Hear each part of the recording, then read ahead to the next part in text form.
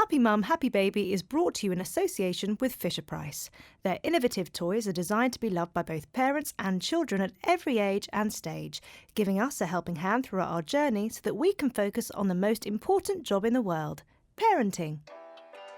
Hello and welcome to another episode of Happy Mum, Happy Baby, the podcast. Today's guest, well, I've got two. I've got my first married couple. I'm going to say you're both comedians. One in a traditional way, and the other one just makes me laugh into my phone hysterically. It's Chris and Rosie Ramsey! Yay! Hi. I would say you're both comedians. Do you think, does that annoy you, Chris, as an actual comedian? Oh, no, not in the slightest. Are you sure? You are a funny person. You make people lol. Yeah. I'll take it. As a job. I'm happy with that. Yeah. Absolutely. Thanks. Yeah. David Walliams classes himself as a comedian. He's never done stand-up, so there you go. Oh, well, yeah, thanks. Very boringly, I once heard that the difference was comic. A comic is someone who does stand-up. A comedian is someone who makes you laugh on telly or something else. Oh, really? I'll be putting it on my CV. There we go. Just don't put because comic. G said it. Don't put comic or we'll get divorced. Comedian by Giovanna Fletcher. She has her stuff. So how are you both? Good. We're very, very good. Thanks. Yeah. Happy to be here. Thanks for having us. Are you? Yeah. Really happy. And you're used to all this like podcast stuff now because you've got your own. Yeah. We have got our own, haven't we? Yeah. Yeah. Going well. We get that really awkward thing, when we do it together. We're like, who's going to talk? Yeah. Who's talking first? Well, I'm going to let you lead because, this is, I don't know. I just feel like I'm going to let you, you're sitting on the left. It's happy mum, happy baby. It's not happy dad, happy baby. I think I'll just take a back seat. I'm not quite sure why you're here, actually. If I'm Should I honest. just nip out? It's all right. You can stay. Well, it's nice having, I think, a couple on because we've never had that. Like, it's two people together talking about, becoming parents and whatever. So it's nice. Oh, well, thanks. You get to defend yourself a little bit. Oh God. Not that much. Not that much. I'll still love his life. So what were your childhoods like? Similar because we're from the same place. Yeah. But different because I've got two siblings. Yeah. Chris is an only child. Ooh. So the stories of growing up, they're really different, aren't they? Yeah. Rosie likes to play play a little tiny little violin for herself in her childhood. Do you know what I mean? Never had my own room. Never, ever. Never had her own room. Until I was 18 and my sister moved out. It was the first time, whereas Chris had one his whole life. I had two. Do you know what I mean? You had two? 2 rooms. What do you mean? I just used to. Sometimes I used to sleep in the spare room as well, just because why not? Wow. That's so selfish. You just turned your mic up when I said that. You should just took that as a moment to turn our mic up. Well, nick a couple of decibels on that. Little child Gee whiz, unbelievable. Can't hear myself above all these people. Unbelievable. Can't hear myself above the droning tragedy of my childhood. Pathetic. So yeah, different childhoods. Yeah. But lovely all the same. Yeah, we knew each other. We met when we were about 13, 14. That was the first time we met each other, genuinely. Right. Yeah, we met in the street. When What were you doing? playing out. Nice, yeah. Yeah, so Rosie and her friend were coming round to see the bigger boys round the corner who Rosie's friend was going out with, and we sort of passed in the street and they'd come and stand with us for a bit. It must have only been a week-long period, but I always remembered her, and I always thought, And then I saw you at college. I always remember, I thought, she sleeps with her sister, loser. Doesn't even, that hasn't even got her own room. Yeah, her. She smelled like damp washing to you. She did smell like damp washing. Hey, we can't be talking to her. Oh no. But and then we'll get onto that, how we met and everything. But yeah, childhood-wise, I think it was quite similar. Same area, same. Really, we've orbited each other, haven't we? Really. Yeah. Yeah. And we all now we still live in the hometown where we both grew up. Is that something you talked about? Like, was that a big decision to make, or it kind of just happened because we've both worked away from home a lot since. Well, me from 18, you doing comedy from about 21, weren't you? Yeah. And then we were both home living at the same time, and it was just kind of like we just stayed. Houses are a lot cheaper. Yeah.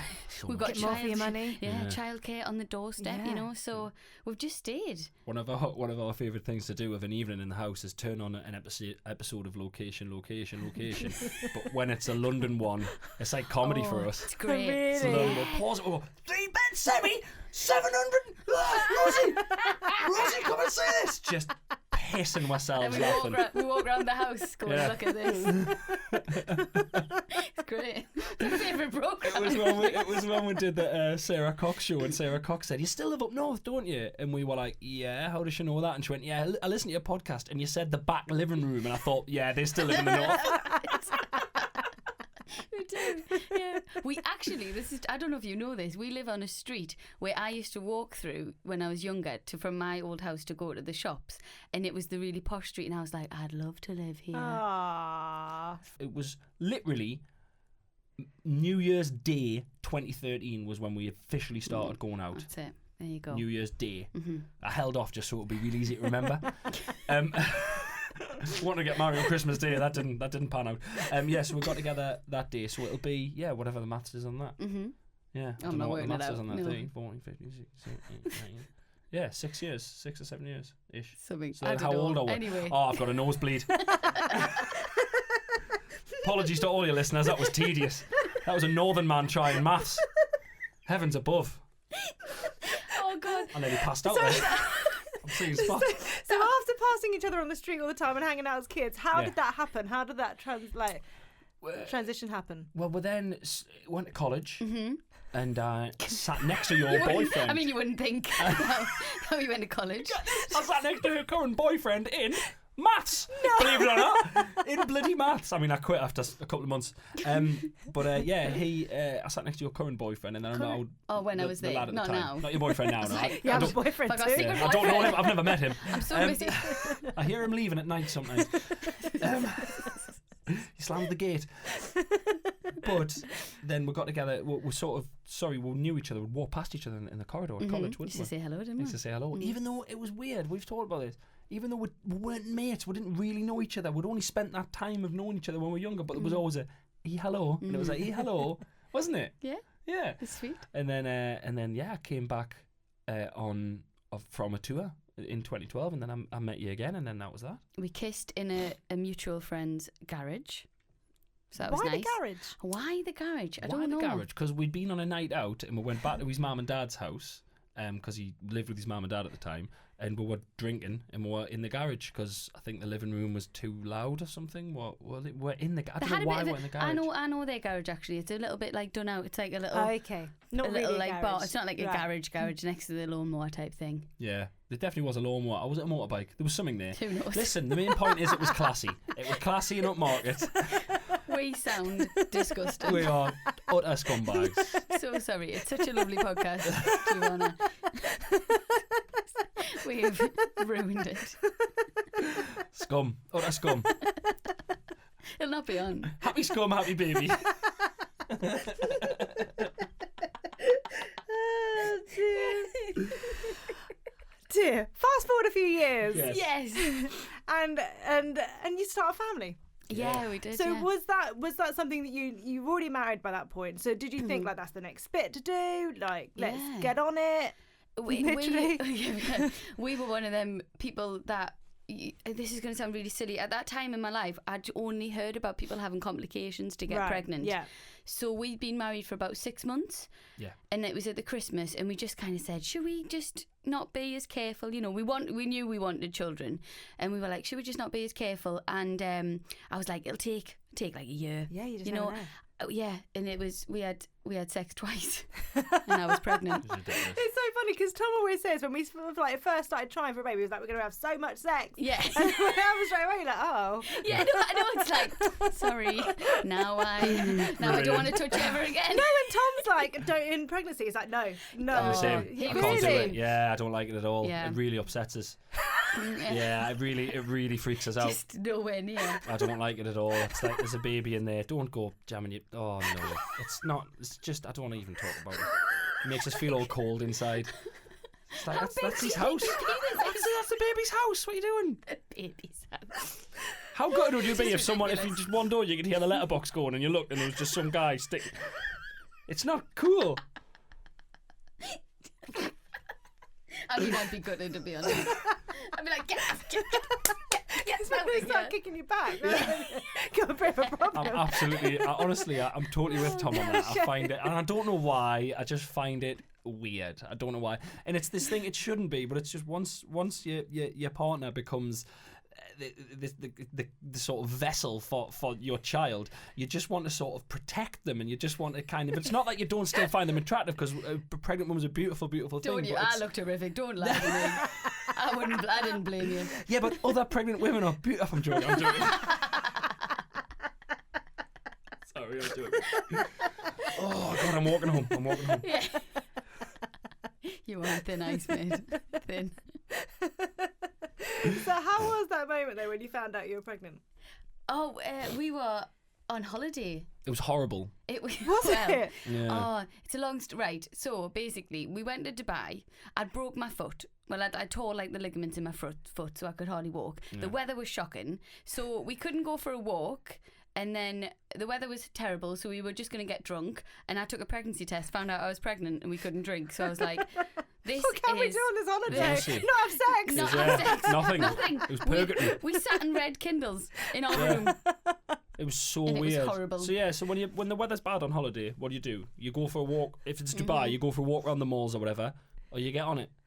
We couldn't do either of them things. No. It was checkmate. It was a catch-22. And then when your first time you're pregnant, you're like, what can I eat? Yeah. So I was Googling everything, and I think you get so paranoid about it. So I was like, I can't eat that. I can't have that. Yeah. Do you know? So I was just eating chips. Yeah. We phoned your mum and told your mum. Yeah. We didn't phone my parents. We didn't really tell anyone. I told one of my mates, and then it was like, congrats, bye. And then it was just like sitting, what do we do now? Yeah. It was so strange. But we were very happy, obviously. We were over the moon, yeah. So, but it was just a strange experience of finding out, wasn't it? Yeah, really, really strange. It's yeah. It's just how I look. I think I remember I was asleep. If I remember rightly, I was asleep, and you got up in the middle of the night to do a pregnancy test. I had a really weird feeling, even though I thought it would take so long to get pregnant, just because we'd had unprotected sex, and I think I was late coming on to my period, and I just knew it was about 4:00 in the morning, and I got up and I took a pregnancy test with me, and I did it, didn't I? Yeah. And it was one of those, the ones where it comes on, like, tells you how far I can along only you are. cope with that. I can't cope with the lines. No, Oh, yeah. What's that? Hieroglyphics. It's madness, isn't it? Is it pale? Is it dark? We need a definite answer, people. Just tell me, pregnant, not pregnant. Yeah. Done. In a perfect world, it would be a speaker. Like, it'd weigh on it and go, shh. Congratulations. Yeah, having a baby. But I woke you up and it was lovely. You woke us up. Nice. I said, I think I opened the little mini bar. I think I had a little beer to celebrate, and then I think I Did literally you? rolled over and went back to sleep. Couldn't. Did you actually? I did. In your face. And I chugged it. I did that thing in America where you put a hole in the bottom and you... Way. Yeah, you never stopped drinking at all during my pregnancy. Oh, I tell you what, pregnant wife, it's free taxi. It's the best. It's the greatest taxi service in the world. I was drinking at things you wouldn't normally drink at. Honestly. Really? Nando's during the day. Go on then, I'll have a beer. It really was. She's driving. Fantastic. Yeah. I made a pig of myself. How was pregnancy? Did you find it like an easy ride? No. No. I hated it. Really? Yeah, I'm not. Yeah, I just did not enjoy not having control over my body. I know this sounds so silly, but growing up, I feel like I've known my body really well, and then to just be hurled into just the unknown, it really didn't sit well with us. And I put on 5 stone as well, so I was just like a massive, just walking around. I just felt disgusting, didn't I? And you didn't enjoy it. Don't get me wrong, I loved growing a baby. I loved feeling them kicking. Yeah. I loved that we were going to be a family. I loved all that kind of side of it. But the hormones and like, I luckily didn't get sickness. Touching wood, like if I'm going to get it again.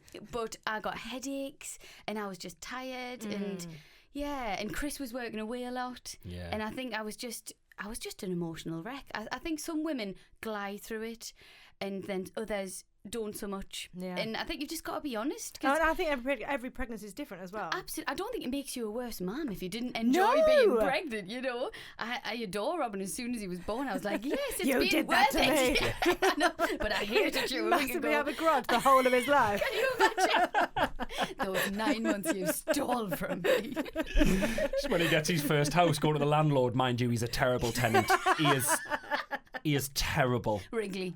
Kicks the walls, makes you feel sick. Yeah. But no, I don't look back on it and Fondly.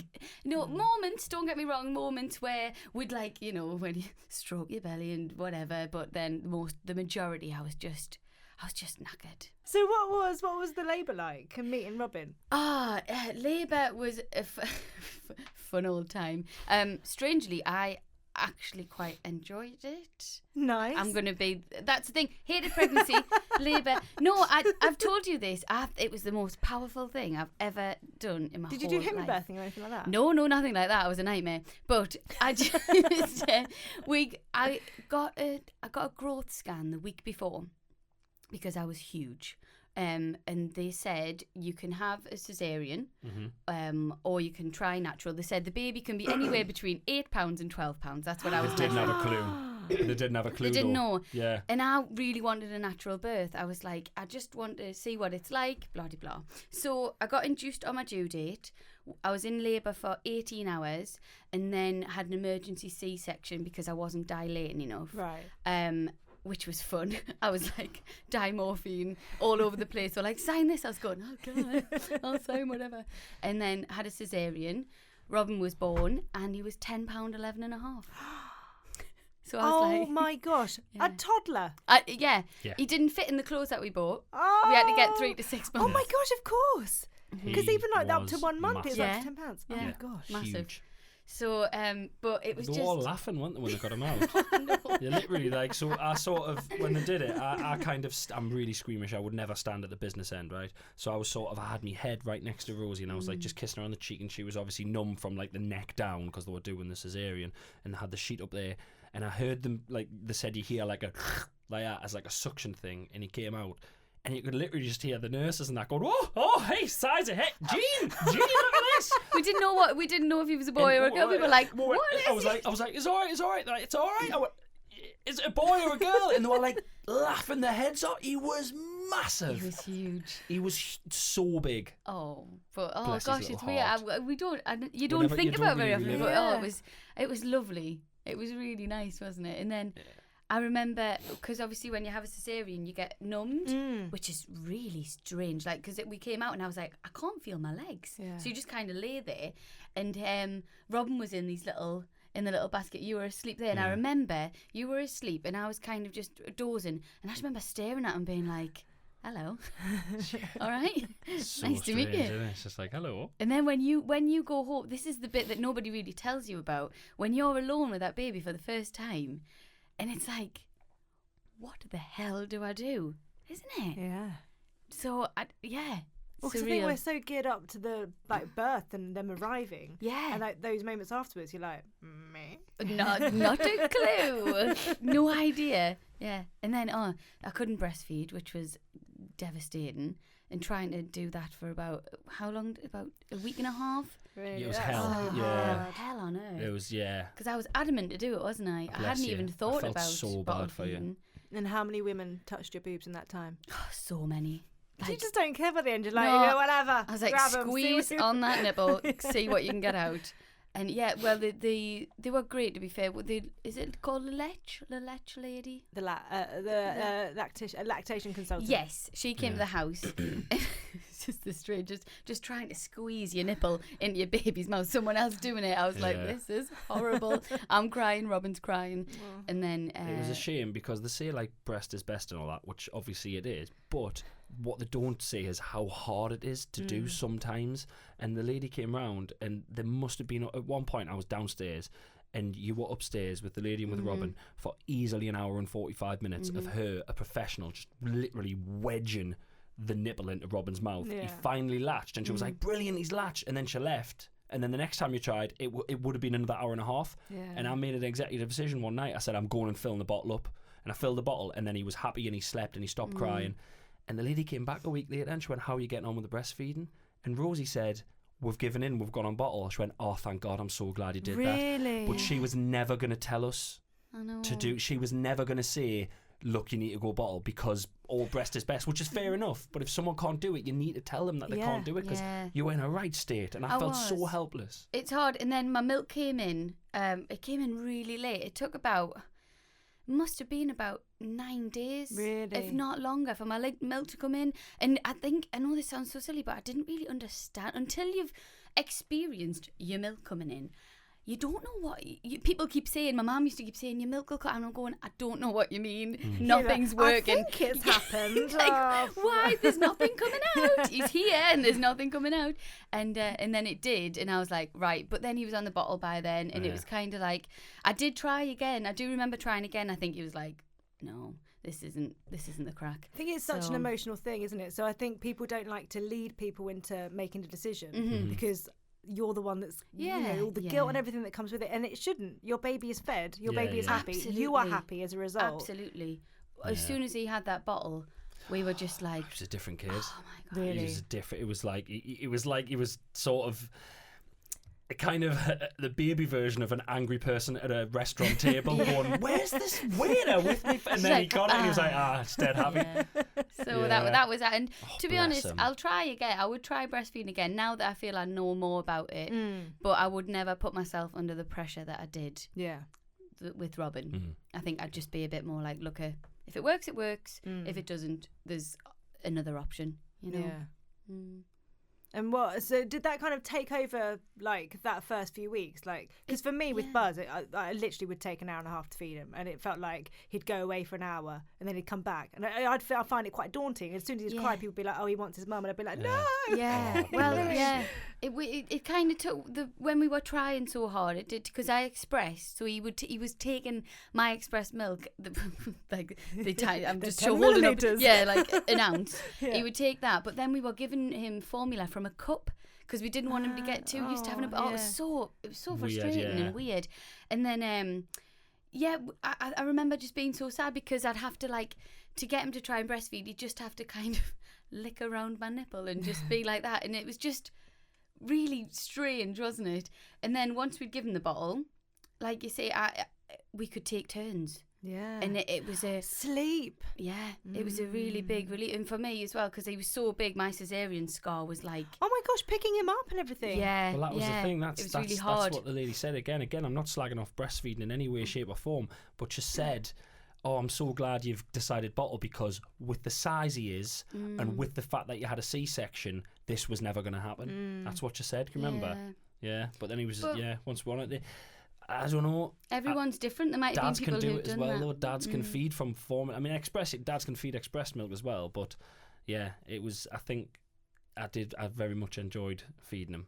You really liked it, didn't you? Absolutely loved it. Like, yeah, really. Just a little tiny little. Well, not tiny. He was massive. I mean, he's giving you a dead arm, but just this little dude, just drinking away. I don't know. We had a good system though, because Chris went back on tour 10 days after Robin was born. I know. I'm hiding behind the mic so you can't give it. No, it wasn't. Do you not remember? It wasn't planned. Your tour was booked. His tour was booked, and because we got pregnant so quick, his tour was booked, so it was just like, and we've got to just do it. Any other tour, I would have moved it, but it was the DVD tour, right? And I also had a Royal Variety performance that year as well. So I had to. It was like, look, we have to do this. Like this little thing is this little child is the reason I have to do this. Do you know what I mean? But it was horrible. I remember crying in when the taxi picked us up. I cried all the way down the street. Yeah. You used to come home though from a gig at about 2-3 in the morning, and he would do the during the night feed. So we had quite a nice little system, and you used to sometimes wait up if you got in a bit earlier for his feed, and then so I didn't have to do that one, and then I'd get up in the morning. So it kind of that's nice. It ended up working, didn't it? My tour manager has never done so much nighttime driving in his life. I know, you had to come home quite a lot. Yeah. Where was Shropshire? Get in the car, back home.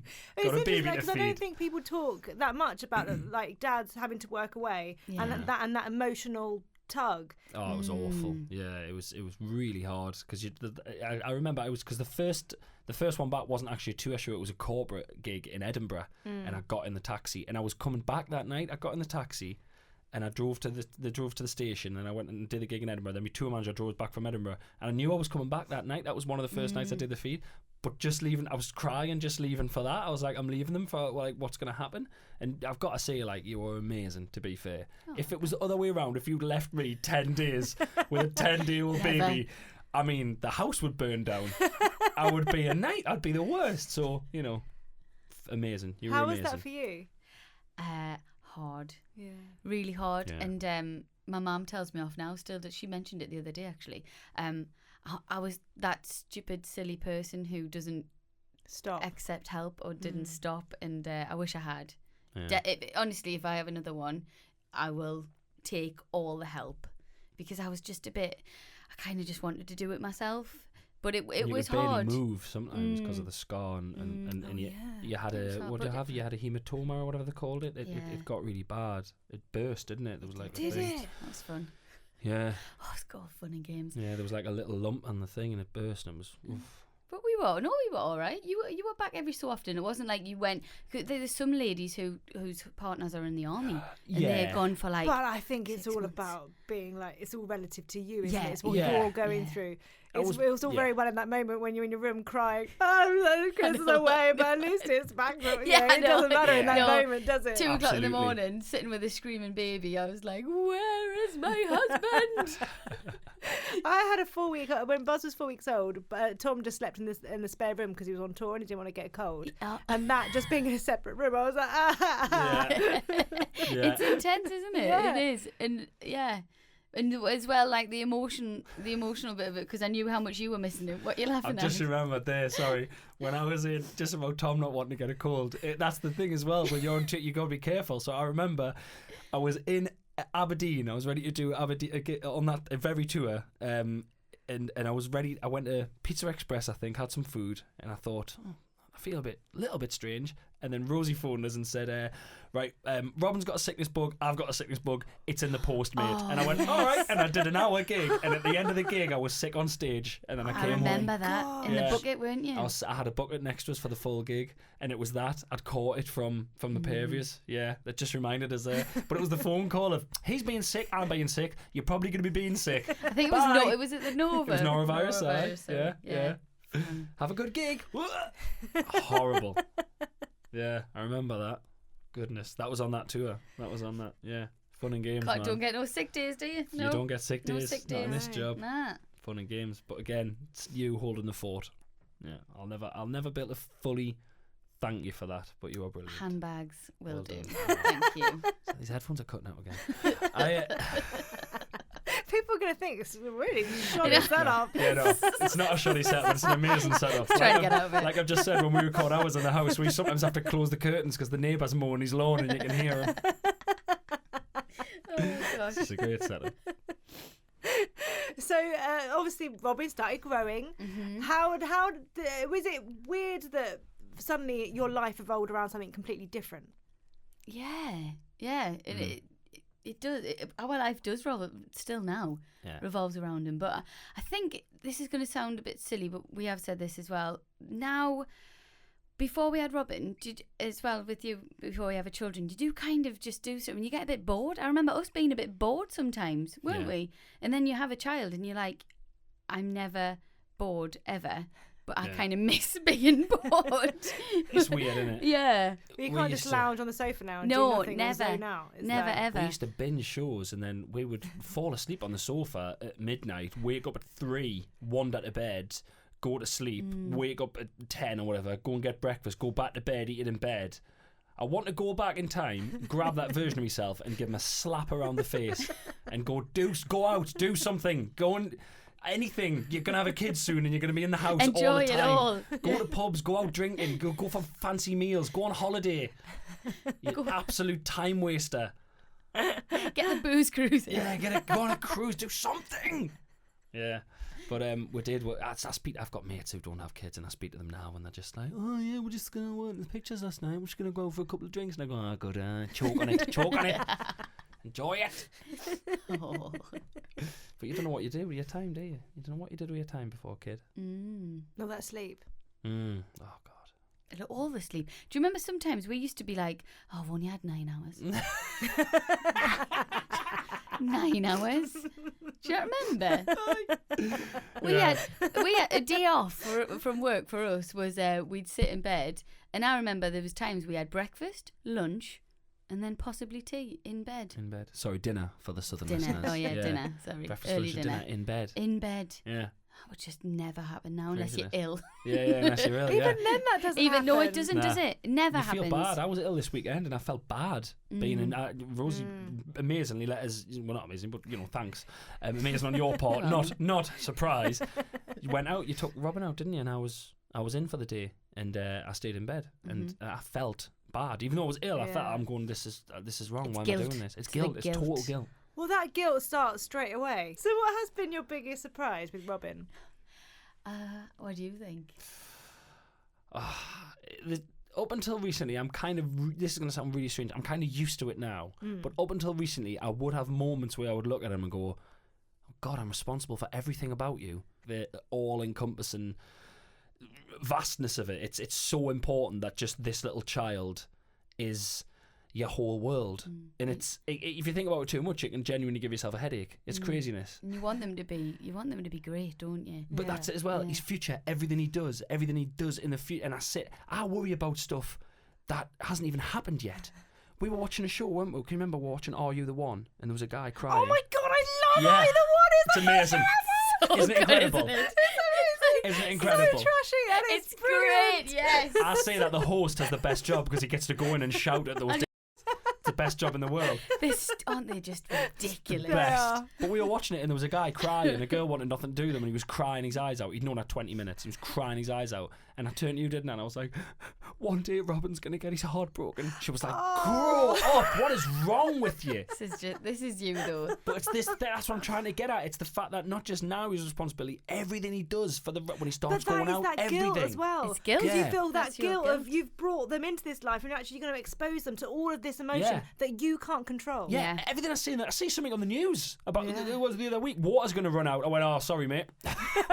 hope you like drinking all that stuff. Like, I feel like I need to apologise for everything for him. Do you know what I mean? It's crazy. It'll what about be you? Fine. Biggest surprise. Biggest surprise. I think, I don't know if this is the right way to answer, but my biggest surprise is Robin himself. He's weirdly not how I thought he would be. Really? Better than I thought he would be. Yeah, same. He's great. Like, honestly. He's got so much character. Oh, yeah. Like, we can't believe it, can we? He's just... You're going to cry. Oh, don't cry. It's dusty in here. He's so emotional. He's quality, man. He's so just cool. brilliant. And I don't know, that's my biggest surprise, I think. How his personality has formed and he's just turned into this proper cool little man. And he's great. You're actually crying. Can you remember when we brought him back? Right. I just love him. He's just lush.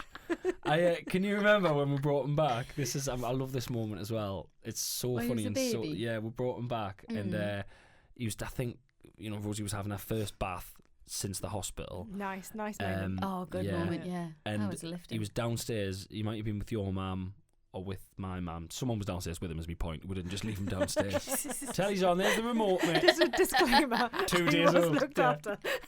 2 days old. Stuff in the fridge. And he was lying down, obviously, and I went upstairs and I was making sure she was okay in the bath, and you were sitting, you were getting emotional in the bath, and you were crying. Can you remember what you said to us? She was crying her eyes out, and I was going, are you okay, Dad? She was like, yeah, because it was all so much. She went, he's a day old. She went, do you think he's happy? It's a beautiful moment. I was like, I don't think he really gets the concept of happy, if I'm honest with you. Do you think he likes the house? That was it, that was the other way. Do you think he likes the house? I forgot that. That's the funniest bit, I forgot it. Do you think he likes the house? Do you think he's happy? Well, I've been brewing for 9 months. Lush. I wanted a good review. Hey, Good review. Hey, he gave her 5 stars, TripAdvisor. He gave you a womb 3, didn't he? Gosh. Yeah, I do remember. I mean, I was... oh God, the emotions after you've had a baby, it's crazy, isn't it? Well, and that's the thing, like with you being away as well, like if that was me, I'd have been like an emotional wreck. Oh, I was.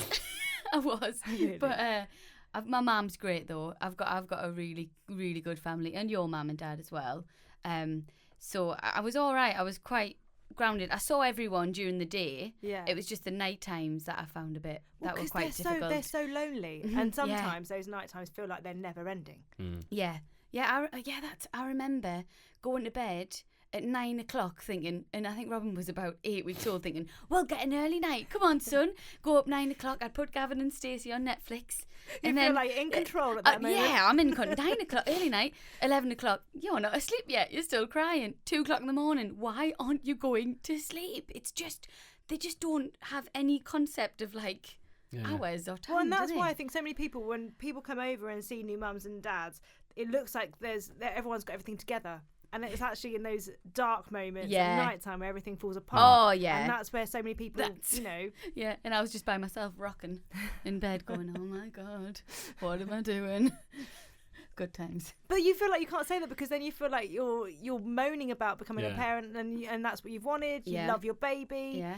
And then you have the really high moment of the, oh God, I love you so much, when they're asleep. And you're looking at them like, oh God, I just love you so much. And then you have the horrible moment. So they kind of outweigh each other, I think. Yeah, it's that thing as well. Sometimes people have a real go if you have like a moan about anything to do with having a kid. I remember I put a thing on Twitter. It was he woke up wanting his bottle, middle of the night. It was like 2-3 in the morning. He woke up wanting it, crying. I made it, and I had this little machine thing. I made it.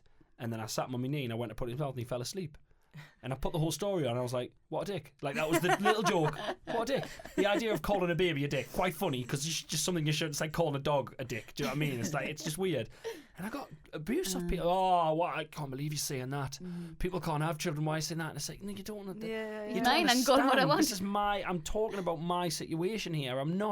This has got nothing to do with anything else. It's so strange. But it is something to celebrate, and it is something to moan about. God, I've had a couple of tours moaning about children. It's great. Well, yeah, like how have you found talking about parenthood? In like, well, he lights your Instagram up, didn't he? Oh yeah, he's got me 132,000 followers. Yeah. Great. That must have been so strange for you because you literally came back from tour, and all of a sudden Rosie's got however many. Well, I started realising when it was every night I would ring you, wouldn't I? After I'd done that, so I had a bit in my last tour where I would say, "Oh, I don't know how many of you follow my wife on Instagram," and I'd get pockets of cheering, and in some places where I think I was in Torquay, and nearly all of the crowd were like, "Yeah," and I was like, "This." I thought in the northeast maybe, but this is crazy. And then obviously I did the arena. And we had to stop the recording because they chanted her name. 7,500 people went mad That's a good for night, her. that. Great. Like, again, people go, "Oh, well, you got it." No, I'm buzzing. She's my wife. She's the mother of my child. I love her. I love that you're doing stuff. I love that people are seeing what I see. Do you know what I mean? Not all of what I see, but the good bits. Some pictures. most of it. Got nothing lying. Most of it. Yeah. No, it's great. That's how I started Instagram when I had Robin, because I stupidly left work, didn't I? Yeah. Well, not stupid. Me and Chris were like passing ships in the night because I did the afternoon shift on the radio, and you were home at those, and I wasn't putting Robin to bed like 5 nights a week. Let's be honest. Don't you say we're passing ships in the night? You missed him. You didn't give a shit about him. You missed him. Do you know what? I think any mother, the option was there to not work, and I think any mother who has that option would probably take it. So I took it, but then I was just bored and a bit lost. And so I just took to my phone. But it's so funny. I only had about 500 followers when I started doing it. And they were like just mates and stuff. Do you know, people you know in like the local pub and everything. And then I was just kind of talking, and then it got more and more and more. Well, mates of mine used to text us and go, "Rosie's Instagram's hilarious." Yeah. And people used to come around our house and they go, "Oh, I saw you there. Oh, is this thing?" And they'd pick something, like, I don't know, something. They pick something. "Oh, is this off your Instagram?" And I remember thinking, wow, okay. And then it just went up and up and up. And I haven't, to be fair, I haven't plugged you. It's not like I've gone, "Oh, everyone follow my wife." I have literally been sat at my desk, meant to be working, and I'm just on your Instagram, and I'm just snorting. You can see me laughing. I know, and snorting. I remember that. All off your own back. It's amazing. So funny. Oh, thanks. But I think it's that thing as well. You're in a situation that all of us are in, and like, I guess where you take the situation and put it on stage, you're actually in it. Yeah. In that moment. And I did it when Robin was really little. I did it quite a lot more, obviously with him because he was just a baby. And I think people just related to it. Yeah. You know? And and I didn't really sugarcoat much of it. No. You know, so it was just kind of like the raw bits. It's kind of anti-Instagram, wasn't it? It was totally against what Instagram normally is for, and that's what people loved about it. That's the messages you got. Yeah. People say it to me after gigs. "Oh, I love her so much. She's so real. She's so like, you know, other mums and stuff." And it's good. It's also the parody of vloggers as well. You like that, didn't you? Oh, I found that so funny. Honestly. Rosie Ramsey. Rosie Ramsey. Oh, I was trying. Well, I thought about doing vlogging. Yeah. I was like, I'm going to do. You bought me all the equipment for Christmas. I was like, I'm going to do a vlog. I started watching. I was watching them on YouTube, and I was like, oh, I couldn't do this. Not a chance. They were just, I don't know, just not me at all. And really unattainable lives, a lot of them. And it just made me feel a bit inadequate as a mother. And I was like, oh, I'm not. Well, gonna that's the do thing, this. isn't it? I think Instagram or anything, YouTube, it's all about following people that make you feel good. Yes, absolutely. They're there for a reason. Yeah. They've got millions of followers because But- people love to see that. But some of them will make people like you and me feel like, we're Yeah, rubbish. yeah. Why aren't we doing Yeah. that? Yeah. Whereas it's so refreshing to see someone who is like you. Yeah. And I think that's why people, Mm. can relate to mine a bit, I hope. So it's good. You're going to overtake Chris soon. Do you think? Oh, absolutely, yeah. How many I you mean, got how many now? followers? I think since Christmas you've gone up like Yeah. 60,000. It has gone up easy. quite a lot. I got 20,000. You know when you retweeted it? What's it Oh, called? come on, Grandma. Wrong one, sorry. When you God. shared it, I got 20,000 followers. Really? Yeah, I was like, what the hell's going on? I'm That on was good fun. 160,000, 163,000. Oh, so yours has gone up. Yeah, but you're only 30-odd thousand away from yours has gone up much faster than mine. I'm going to make a prediction. August. Really? By August, you'll be Ooh. higher than me. That'd be Yeah. exciting, won't it? Yeah. That's it. I let's don't have know a why party. people think I'm going to care. It's great. Bloody great. You're never on it. You're not very good on it. Do you know what it is, right? When I'm busy writing a show at the minute, I'm writing a stand-up show. So every thought and every possible every sentence, every word that I feel could be funny goes straight into the notes on the phone Yeah. and then straight on stage. I'm not burning it. I'm not going to burn it on there. No. It's never going to happen. So that's the difference between a stand-up. The odd thing I'll put on there will be, hi, I've got a gig on sale. And everyone's like, oh, you're not very good. And I'm like, well, come see us live. You'll get it. My wife, if you want to, you'll get that on Instagram. If you want instant That's what she comedy, does. go to Rosie. Yeah. Me, I have to brew. Yeah. Plus, you got to pay for mine. Got to pay for it. Yeah, exactly. No, but you know what I mean? Like, all of my just creative input goes straight into that at the moment. Yeah. And then when I'm not writing, I can't be asked to think of anything new. So, you know, and Rosie, you're a machine on it. It's really, really impressive how much output you do. It comes quite naturally. I don't really find it very But difficult. that is the best. Yeah. I think when people were like, I'm posting 8 o'clock every night, it comes like a machine. And No. I That's can't do one that. thing. That's having I said that's my one rule. If I'm having a bad day and I've got nothing to say, I just don't go on. Absolutely. No pressure. And Just do it and as I when. love that. I love that about mine. I don't feel any pressure from it. I kind of just do it as and when. Got some lovely things out of it. I know I'm doing a bit more on it and making a bit of money out of it, which is nice. God. Yeah. God. So that's nice. But other Worth than that, no. hearing the Instagram stories repeated again and again as she adds tags to them. Hey, first time. Hi guys. Hi guys. I'm just turning line of duty up. He hates it. He's like, "Can you go in the other room?" I'm like, "This needs to be done, Chris." Jesus. I'm used to it now. It used to proper wind You us up, hated didn't it? it, didn't you? It's just like, oh my God. Yeah. So because of your platforms as well, I first found out about you when you were both on Lorraine. Oh yes. yes. So that's the yes. first, and actually that I messaged you that day, and then you messaged, Yeah. That was lovely, and yeah. I don't think there's many people that talk about miscarriage, No, there's not. and you know, so second pregnancy for you two ended in a miscarriage. Yeah. Yeah. Let's talk about that time first, and then talk about why you wanted to share it. Yeah. Yeah. So when was it, first of all, I guess? It was last August. Last August, yeah. It happened. 12-week scan. We were just there, and there was just no baby. There was a sac. The sac was there, Yeah. but they said the baby just hadn't developed. So it was just No, an the empty baby had sac. passed a few weeks earlier, but I still was. The pregnancy sac had remained, so it's blighted ovum, so Right. like a miscarriage. So I was going through all the same pregnancy feelings, still felt pregnant, but the baby had passed a few weeks earlier, and yeah, it was just bloody awful, wasn't it? Yeah, well, and it was that thing, we said it earlier, because we fell pregnant like that for the first one, and it happened again for the second one. And you go, oh, great, well, we're just infallible, perfect baby-making machines, here we Yeah. go. And then you go for the scan, and it was, it was horrible in the hospital. So helpless, just lying there going, oh, God. It was, well, you were lying there, I was standing there, didn't know what to say, didn't know what to do. I think we weren't going to say anything because we were off social media, and I think when you're so active on social media, we were off for like You a were week. getting I was getting messages and emails like through other forms of communication, going like, "Are you okay?" Really? Yeah, and what happened was, so it was a blighted ovum, but then because I was quite far on the sac. I had to pass the sac, Right. so I had to go into hospital, and had to take tablets and kind of try and get rid of it that way. Almost induced, in it? Awful. It was like labour. It was horrible. 20 hours.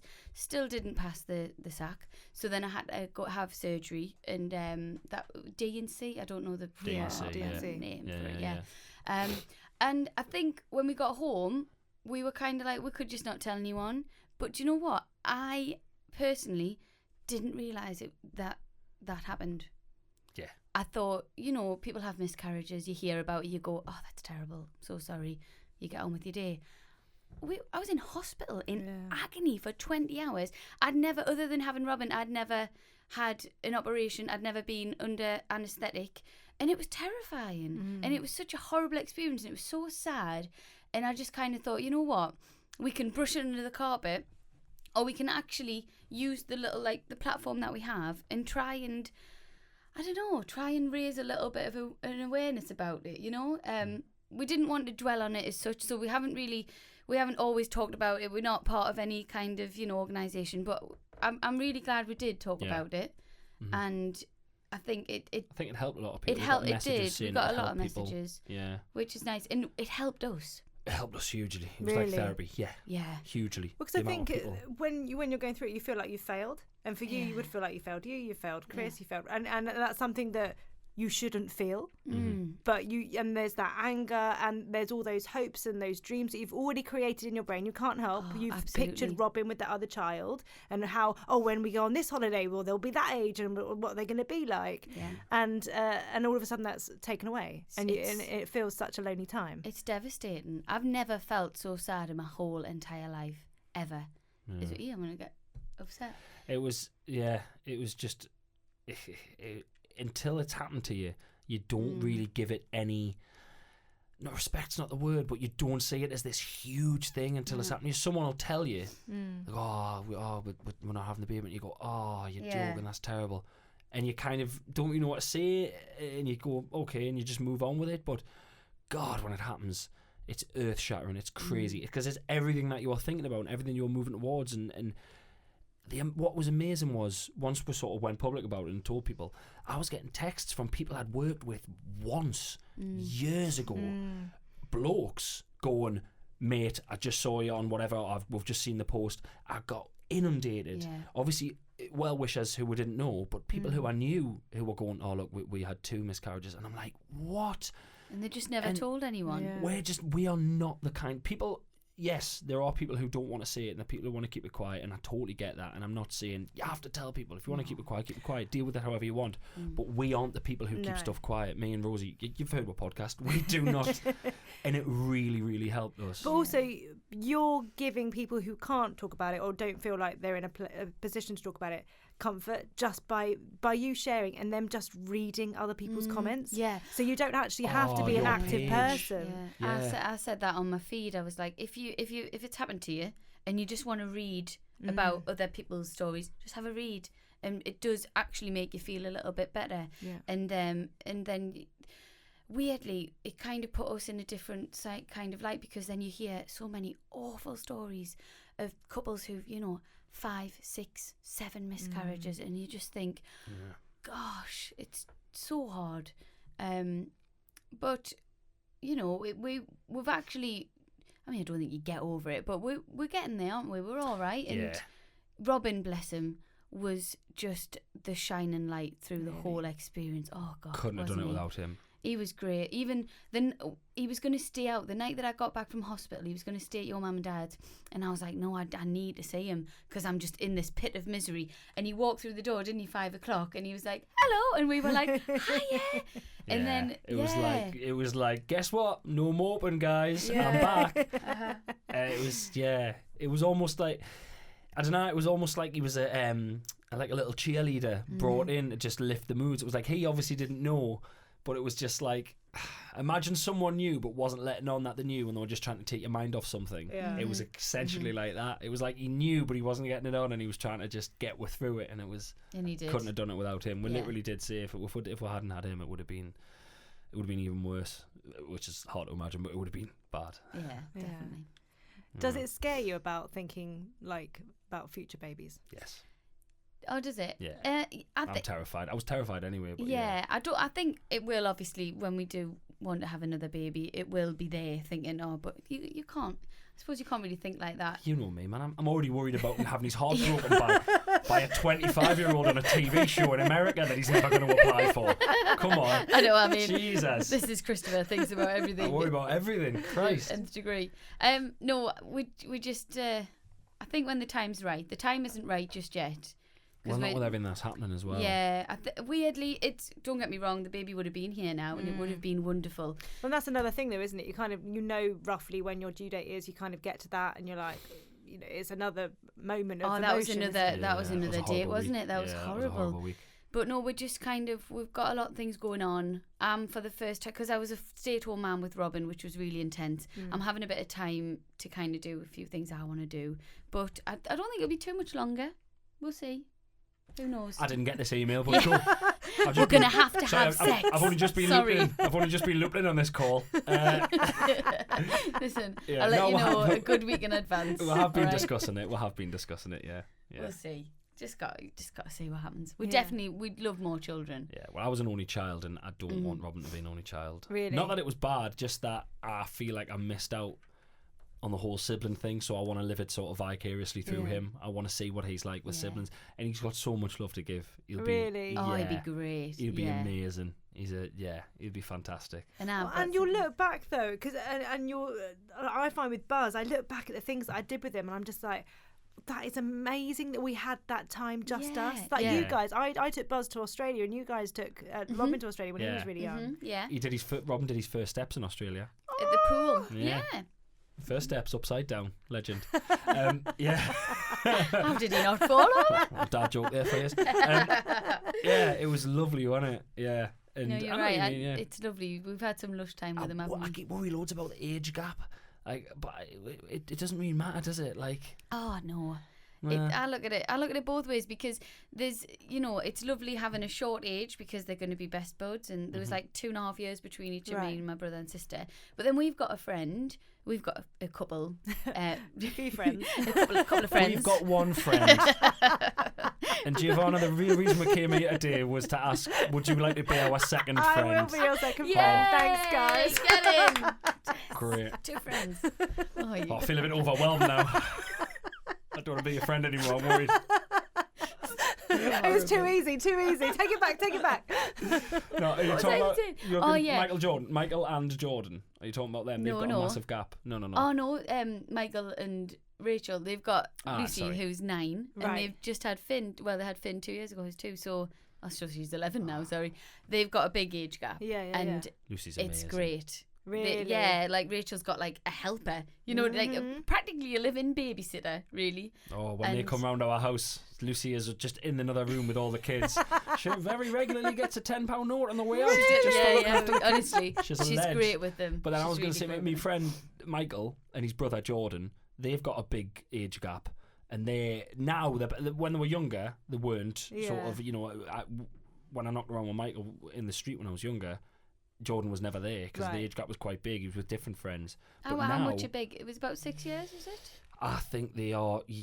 Maybe 6 or 7 years. Yeah, but now the best mate. Yeah, I see Jordan more than I see Michael now. Really? Yeah, and they're proper, really lovely, and they're lush with their granda and that, aren't they? It's really weird. They've got a nice family. We were at a party the other day, and the granda came in, and both the lads, Michael and Jordan, up straight away, going to get in their granda a seat and all this, and they go to the social club with them on a Friday, which is proper northern.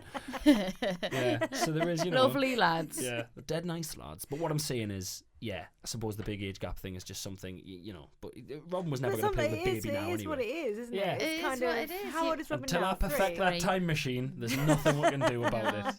He's 3, and it's. You can't live your life thinking, when are we having another baby? We've got to get it, because then you just can't, and especially with our lives. Yeah. Crazy, we will get pregnant again, and you'll be back on tour. I can just see it. Yeah. Hopefully, fingers crossed. Yeah. Might in for 5 days this time. Shocking. And it's a boy. Cheers. Right, I've got to jump in the taxi. You're laughing. That is actually you. That's basically what happened. At least you were crying. At least you were crying while that I happened. was crying. Oh, yeah. Oh, you had emotional. Yeah, wasn't there? I felt bad on my way to that 5-star hotel. I'm joking. I didn't get to stay in the hotel. I had to come straight home. Is it hard when Chris goes away and he comes back? Mm-hmm. Do you find it's more difficult with him there? Oh my gosh. Yeah. Yes. Yeah. I get so used to kind of just doing it alone. Me and Robin have got our little routine. We're sorted. We know exactly what we're doing. Chris comes home. Carnage. Utter carnage, isn't it? So if I look like I'm not listening, it's because I've heard this speech multiple times. We've got a routine, You and just you get come in the way. and you ruin it. You get in the way because I had my week mapped out because I had to. I was like, right, I need to take them there on that day and then go there and we'll go and see them. And then you come home and it's like, what we're doing? I'm like, we've got appointments actually, Chris. So you're gonna have to just crack on by yourself. The main one that you used to kick off about was if I had a week of gigs where I was at home. But I was at home on the night, but I was away on. So imagine I'm doing gigs that are 2-3 hours away, and I'm saying to my tour manager, "Look, we'll drive home each night, and I'll get like the morning to see Rosie and Robin." Mm-hmm. But then that means you were having to hang around in the house, weren't you, until I woke up? It's like we're meant to be at swimming, actually. Yeah, Chris. and it's like you've ruined the whole day is ruined because they've had to hang out. And Robin he has been since he's been able to kind of walk and move around. If you keep him in the house for too long, you'll hit a magic moment where he's just unbearable. He wants to just get out of the house. Like he gets bored. When he gets bored, it? he's climbing the walls. Mm-hmm. Yeah. And the amount of times you would go, when you're back, it just ruins everything. We're normally up and we're out. Mm-hmm. And then we're worked out that you need to get up and out until before I woke up. And then you come back and then everything was okay. You come back in for lunch and I'd be there. Yeah, it's like a puppy. You've just got to run him round. I sometimes just take him to the local park and go, come on. I'll run them ragged. Someone said to me that boys are like that. They need to be fed, boys are like slept, puppies. They're asleep and that's it. They're happy. Yeah, just got to be knackered. Yeah. Just that's the only way he sleeps as well, isn't it? We've just got to tire him out. Yeah. Yeah, Run him out like a dog. Yeah, he is full on, really full on. Sometimes we get jealous, don't we, when people come around with little girls. I know. Oh, it's all so quiet and calm. I know that not every girl is like it. Obviously. But almost all but two. It feels girls like it when you've got boys. It feels like it when you've got boys. They sit nicely, they read, they colour in. They do, don't they? You don't hear a peep from them except if they want a drink or something. And then they always say please and thank you. Boys, yeah. It's like little girls sitting there. When there's little girls around, they just sit there doing nothing. When Robin's boyfriends are around our house, it's like there's a little stag do in the house. Bang, bang, bang! Get down off there, bang! But then the girl jumping. I know. Then the little girls come over going to the mums, "Mummy, they're so loud." Yeah. Little girls have said that about Robin. Like, he's so loud. Yeah. He is very. I mean, I think that's partly us as well, though. Absolutely. We're a loud family. Yeah. We literally talk for a living. I know. Exactly. What do you expect? I got upset, not upset, but like just I was kind of talking to my mum once. I was like, "Mum, Robin is. I thought he had a glue ear. You know, I thought he had something wrong with his growing up. Yeah. Well, my little brother did as well. Ah. Yeah. See, so I was thinking to my mum, I was going, "Mum, he shouts when he talks." And my mum just looked at me and went, "Rosie, have you been in your house before?" Me and Chris are like, "Chris." Yeah. There's nothing wrong with that kid's hearing. Nothing wrong. Not when you mention Easter egg. Oh. He's there. You could whisper. You could walk into the shed, lock the door, and whisper Easter egg, and he could be at the back of the house, and he would appear in the shed. What's this about Easter eggs? Yeah. But if you're saying wash your hands, nothing. I realised there was nothing wrong with his ears when now and then, if I want to really get his attention, I'll be going like, "Robin, Robin, Robin," and he's totally ignoring you. Then genuinely, if you go, "Robin," he turns round, whisper it, "Robin," shout then, "Robin." He goes, "What?" And you go, "You are just ignorant is what you are, son." Rude. Yeah. Well, there are times when you're out and about with a louder child and you feel judged. Yes. All the time. Really? It's not just me. Oh, constantly. He's really, really full on. Yeah, you can always hear him. I go pick him up from nursery in the morning and I'm standing in the queue with all the other mums and dads and whoever, and all you can hear is Robin shouting. Yeah. Just over all the other kids, and I'm like, oh my God. But not horrible loud, not obnoxious, just loud. And he's just in your face and runs everywhere. He can't walk, he just runs everywhere. And you three boys, do they now put their coats over their heads like superheroes? Has that happened yet? He holds the bottom. Robin does it constantly. The jacket, holds the bottoms of the zips and then loops it up over him. It just runs around like that, like Batman. It's great. Crazy. Yeah. just hear him all the time. But it's not, like you say, it's not nasty. It's and he's always just trying to tell you a story or something that's happened. But because he's so loud and because he's so tall and big in public, everyone is normally just like, what is wrong with your 5-year-old? Like, why is your 5-year-old so weird? And it's like, he's 3. He's just massive. Yeah. But one thing I do love about Robin is that he's really cool around other adults. He's not shy. Right. Not in a rude way. He doesn't just go up and whatever, but he's not shy, is he? So because obviously where we live, it's like our hometown. People have always known who Chris is, and now me a little bit more. Since Robin's been born, he's always had to kind of say hello to people. Yeah. Does that make sense? So we'd go say hello because people stop and chat to us. He just thinks we've got loads of mates. Yeah. But as you know, think we've we only are got 2. Taking photos with you. Yeah, but we've only got 2 mates and you're one of them now. Yeah. When's he going to find that weird? When's he going to start going, why are these people getting pictures with I think you? he's grown up with it, so he's never going to find it weird. Yeah. He's never going to find it weird. Yeah. Have you all said anything about that or not? Buzz asks if we can watch certain people on TV. And we're like, oh, they're not on TV. And it's like, why not? Oh, I get you. I get you. Because it's like, so he'll see us on TV. He'll see, like, so we're really close. Our friends are on TV. Yeah. So, you know. He'll just pick like, someone else randomly. Yeah, like, can we watch that person? Like, no. Like, no, they're a doctor. Oh, I never thought about that. They've got a real job. Yeah. Not make-believe land. Oh, that's lovely. Oh, bless him. Isn't that funny? Yeah. We were on the Sarah Cox show the other week and we had it on in the morning. I was like, Robin, look. He's going, Wasn't bothered at all, wanted was he? super wings on straight away after that. Yeah. Imagine seeing your mum and dad on telly when you were a kid. But I think because they've all done it since such a young age, I think if they were like 5 years older, they'd be like, oh, well, that's strange, isn't it? Yeah. Just got no idea. It's quite nice, really, isn't it? It's, you know. It's innocence, man, slush. Definitely. I love that Buzz just randomly requests people on telly. It's great. Can I watch me mate at school on the telly? Doesn't work like that. He's also decided that he wants to be on The Voice Kids, but he wants us to take him and then come home and watch him on telly. Brilliant. You could arrange that. You could ask them. Just a sly recording, you know, just for the bin. Nepotism. I'm not having it. I'm going to report you if you do. I want that to be fair. I'm going to send an email.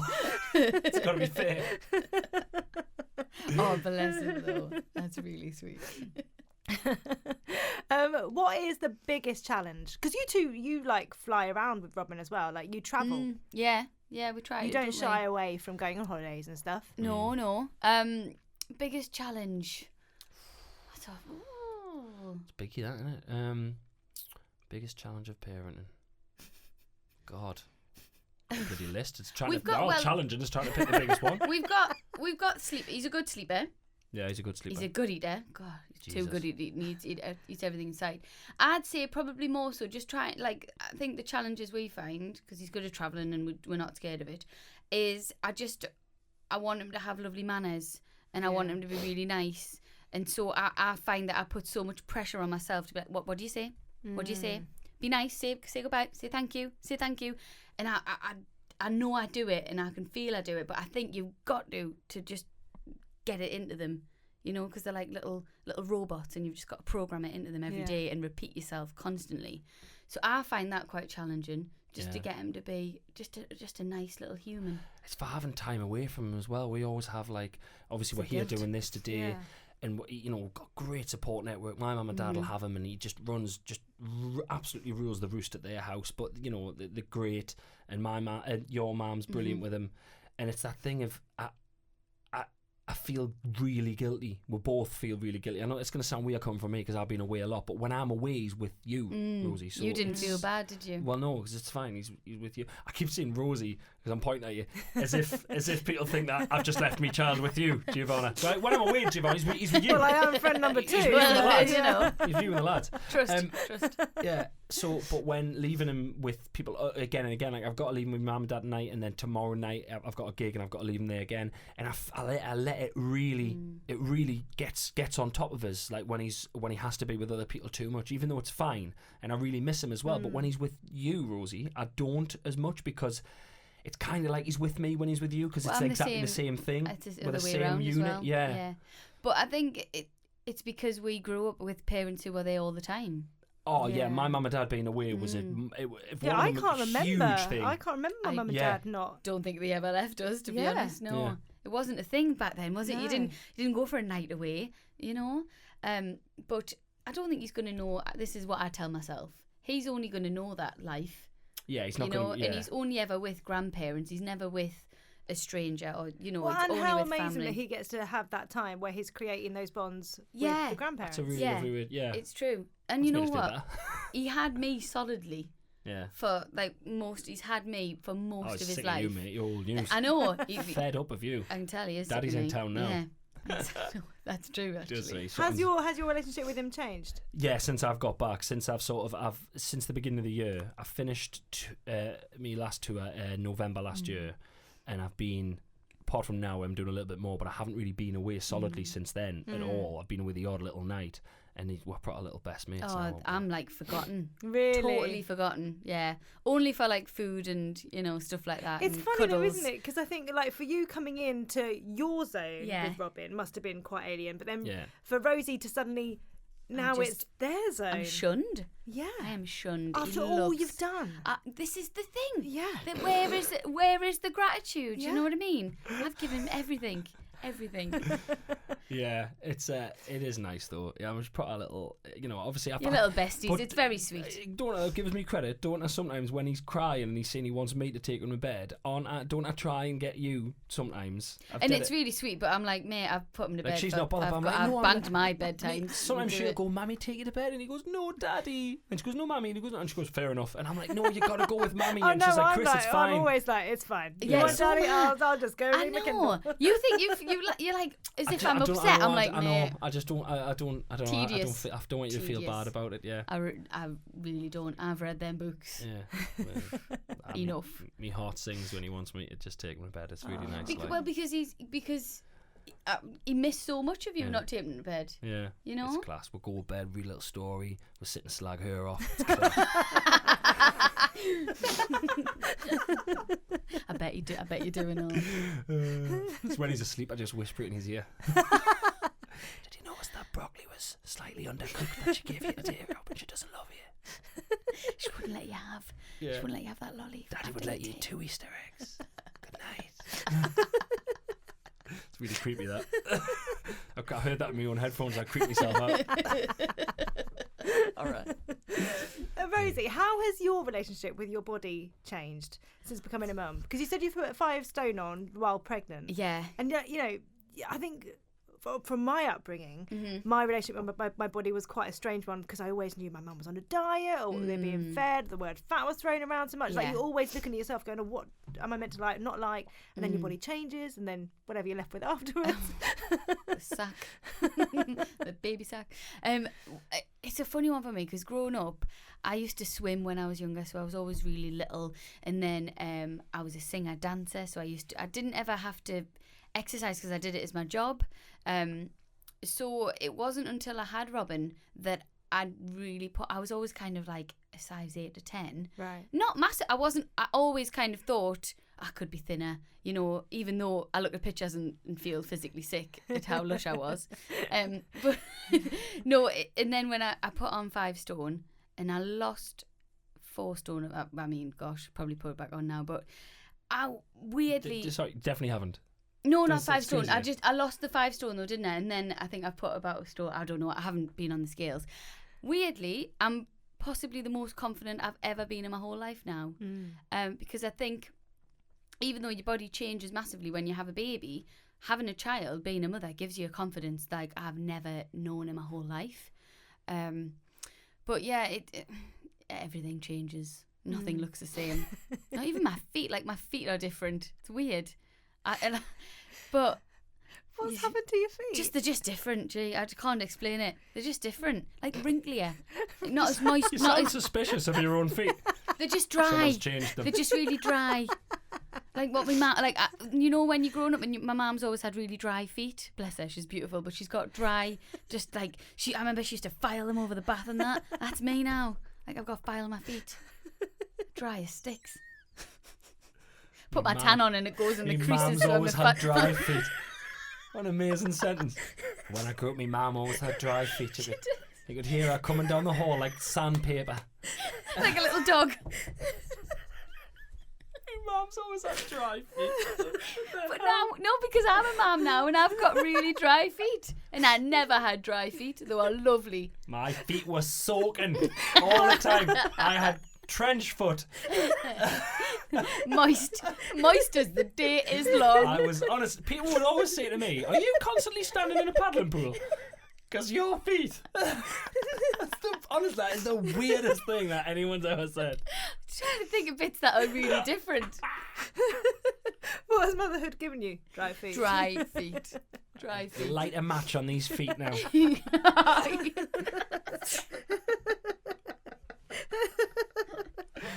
Right, so yeah. with your dry feet, Yeah. we actually end each episode of the podcast with you completing 3 sentences. Okay. So I'll start a sentence and you finish it. Right. So for you, Like being a mum means everything and more. being a dad means Whatever she said. No. No, I think that. Can no, we not think of anything better than if that? you look deeper into that, being a dad means providing, protecting, and Dry feet. moisturising your wife's feet. Oh, could you not have emailed these beforehand? I'm terrible at these. I'm terrible. since having children, I've I've got really dry feet. They're so dry.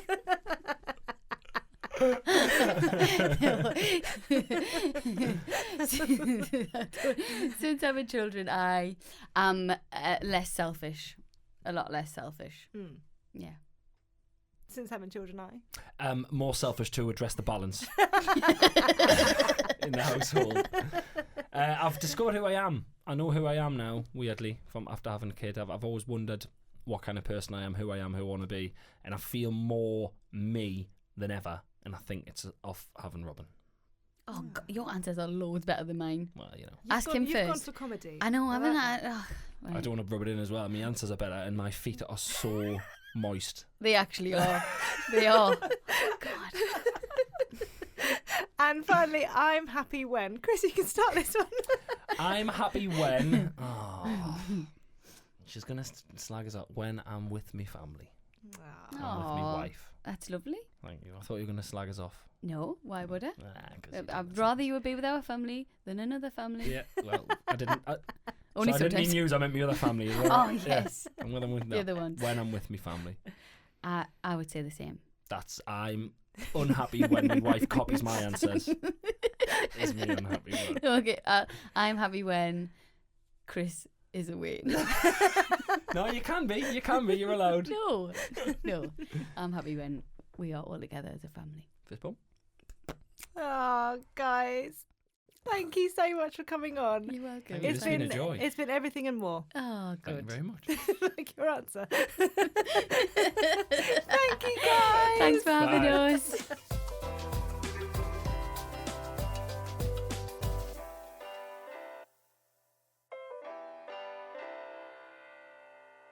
This podcast was brought to you by Fisher-Price. Fisher-Price recognises that every child is unique, and in developing toys that are filled with imagination and excitement, help little ones to grow as they're introduced to the world around them.